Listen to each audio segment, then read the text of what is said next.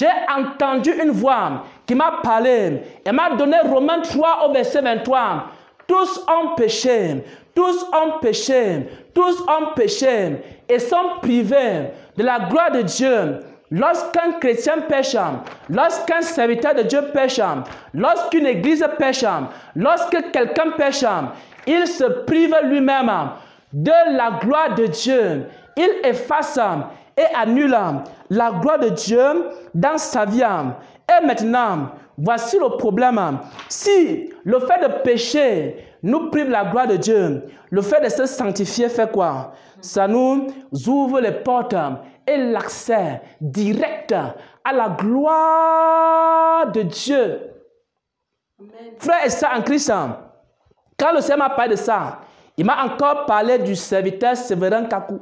Il m'a parlé de cet homme de Dieu qui a traversé des souffrances. Mais il faisait tout dans ses souffrances, dans les tribulations qu'il traversait. Il faisait tout pour ne pas commettre de péché. Bien-aimé, quand Satan a péché, il a fait quoi? Il s'est privé de la gloire de Dieu. Satan se trouvait au ciel. Il était un ange de lumière. Parce que Luciféros veut dire quoi? Ange de lumière ou porteur de lumière. C'est quelqu'un qui avait la gloire de Dieu. C'est quelqu'un qui portait la gloire de Dieu. C'est quelqu'un qui était revêtu de la gloire de Dieu. Jusqu'au jour où il a fait quoi? Il a péché. Et qu'est-ce que la loi dit? Dans Romains 3 au verset 23, tous ont péché. Tous ceux qui ont péché, que ce soit Lucifer, tous ceux qui ont péché, que ce soit Sodome et Gomorrhe, tous ceux qui ont péché, que ce soit les pharisiens, tous ceux qui ont péché, que ce soit Balaam, tous ceux qui ont péché, que ce soit les prophètes de Balaam, tous ceux qui ont péché, que ce soit la femme de Potiphar, tous ceux qui ont péché, mes frères et sœurs, ils se sont privés de la gloire de Dieu. Et comme Satan un jour a péché, il a été privé de la gloire de Dieu. Et Satan connaît ce dont je suis en train de parler. Je suis en train de vous amener quelque part. Ce dont je parle, Satan est au courant. Satan sait très bien que si quelqu'un pêche, il se prive de la gloire de Dieu. Je vous dis la vérité. Voici le centre et le nœud du combat spirituel. Le diable qui était au ciel, le diable qui était dans les lieux élevés, qui était un porteur de lumière. Il sait très bien qu'il a perdu la gloire de Dieu le jour qu'il a péché. Et maintenant, Dieu a créé l'homme à son image. Dieu a créé l'homme à sa ressemblance. Dieu a créé l'homme avec la gloire. Afin qu'il domine sur quoi? Sur les poissons. Afin qu'il domine sur quoi? Il domine sur la nature. Afin qu'il domine sur quoi? Il domine sur les animaux. Afin qu'il domine sur quoi?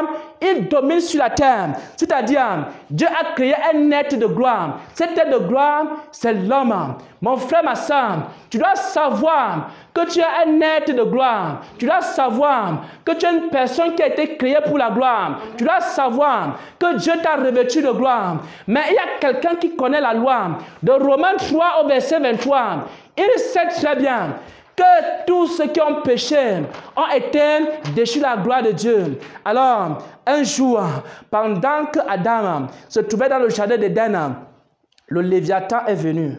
Le Léviathan sait une chose. Il sait que tous ceux qui ont péché sont privés de la gloire de Dieu. Qu'est-ce qu'il devait faire? Il devait faire quoi là-bas, au jardin d'Éden? Il devait pousser Adam et Ève à faire quoi? À pécher. Pour qu'il soit privé de la gloire de Dieu. Et que la gloire qui revenait à l'homme, que cette gloire lui revienne. Pourquoi? Parce qu'on dit aujourd'hui que Satan est le prince du monde. Comment Satan est-il devenu le prince de ce monde? Pourquoi? Parce que Dieu n'a pas créé le monde pour le diable. Parce que Dieu n'a pas créé le monde pour le diable. La Bible dit que Satan a été précipité. Mais il n'a pas été précipité pour venir régner sur la terre. Il n'a pas été précipité pour régner encore nulle part. Il a été privé de la gloire. Mais il est maintenant venu faire quoi? Il est venu prendre la gloire que quelqu'un d'autre avait. Et pour prendre cette gloire, il a a poussé la personne à commettre quoi? Il a poussé la personne à commettre le péché. Il a volé sa gloire. C'est pourquoi on l'appelle le voleur. Le voleur ne vient que pour voler. Le voleur ne vient que pour égorger. Le voleur ne vient que pour détruire. Le voleur ne vient que pour te proposer le péché. Et quand tu vas pécher maintenant, il va récupérer ta gloire. Quand tu vas pécher maintenant, il va récupérer ton étoile. Quand tu vas pécher maintenant, il va récupérer la gloire de Dieu, la grâce de Dieu dans ta vie. Tout ce qu'il fait, quand il tourne autour de Job, qu'est-ce qu'il fait? Il est en train de regarder, est-ce que je peux trouver un moyen pour que Job puisse pécher? Je vois qu'il y a trop de gloire dans la vie de Job. Je vois qu'il y a trop de connaissances. Je vois qu'il y a trop de choses. Je vois la gloire dans la vie de Job. Il faut que je vole la gloire. Il faut que je vole l'étoile de Job. Il faut que je vole sa relation avec Dieu. Mais je connais une loi. C'est avec la loi là que je travaille. Satan travaille avec Romains 3 au verset 23. Tous ont péché. Ils sont privés de la gloire de Dieu. Comment faire pour faire tomber Job dans le péché? Alors, je vais vous dire 3 choses. Écoutez attentivement. Parce que c'est ici que tout se passe dans les 3 choses que je vais vous donner maintenant. Là. Nous savons que tous ceux qui ont péché sont privés de la gloire de Dieu. Alors, il faut que Satan pousse les hommes à pécher et qu'il pousse les serviteurs à pécher pour qu'ils soient privés de la gloire de Dieu. Voici 3 choses qu'il utilise.